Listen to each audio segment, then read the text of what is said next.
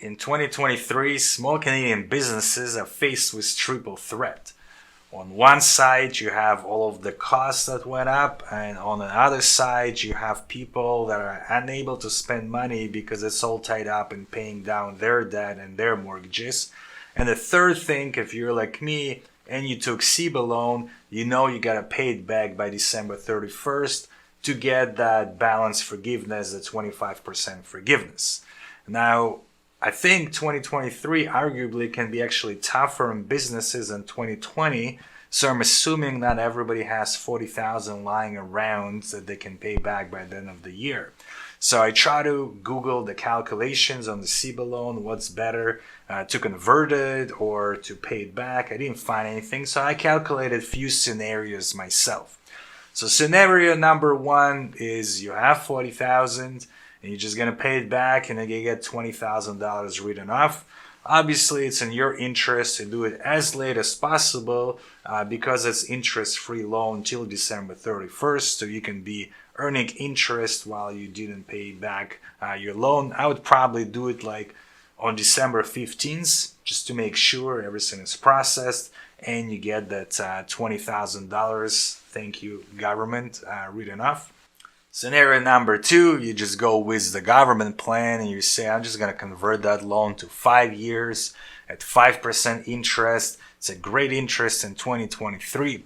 The problem is you're foregoing the $20,000 that will forgive you. So you have to pay that. And with the interest, you're going to pay another extra $8,500. So together with $20,000 and the interest, you're going to be paying $28,500, somewhere around that, more if you go with that scenario. Now, of course, you can say, Roman, well, cash or cash flow is king. So the 5 years I could have been investing money, and I agree with you. So I calculated what kind of a return you need to get for this to make sense, and it was somewhere around 10.6%, which you're probably not going to get it if you're like investing safely in the market, but this is a very reasonable return on capital inside business, so it could be a viable option. Now, if we take this option to an extreme, you can also say, instead of just doing my payments, why don't I pay interest only for 3 years?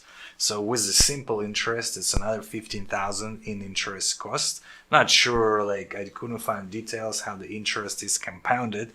So with $20,000 you're foregoing any interest, you'll pay extra $35,000 in a span of 5 years, which if you wanted to calculate the rate of return where it would make sense, it's around 13.5% that you need to be earning for this scenario to make sense, where you can actually make money and not pay down the loan by the end of this year.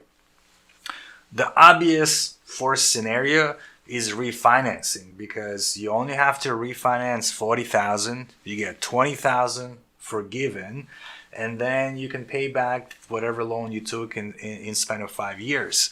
So out of curiosity, I looked at my business credit line, which right now it's at 9.2%, fairly high, but again, we're in 2023. So I calculated if I take the $40,000 loan for 5 years, so that interest, I will pay back in total $50,000, around that. So I'm still sort of winning the $10,000, and it makes sense. And I actually try to figure out when would this loan would not make sense, and it wouldn't. You break even at 17.2% interest. So if you can refinance at anything lower than that, you're gaining some sort of money from those $20,000 forgiveness. So finally, the fifth scenario, which is like my scenario. So I know the math. Like mathematically, it is better to delay the payment and just do it at the last moment possible. But I also know psychology, and I would feel better if I put dent into the balance and do the payments. The reason I'm not doing the payments for the CEBA loan, because I don't want to be a sucker, because this loan was already extended a few times, and I'm hoping maybe they will extend it for another half a year or a year. So what do?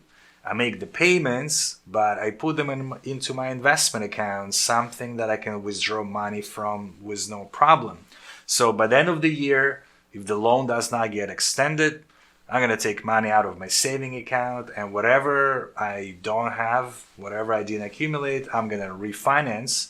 So I don't have to take the whole 40,000 for extra loan.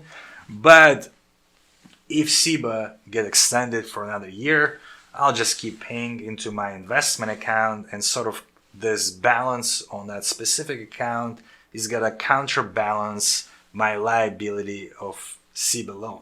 So here are the calculations. Again, we're all hoping they're going to extend the deadline, but just in case they don't, you should have a plan in place and make the right decision specifically for your business. Thank you for watching. Until the next time.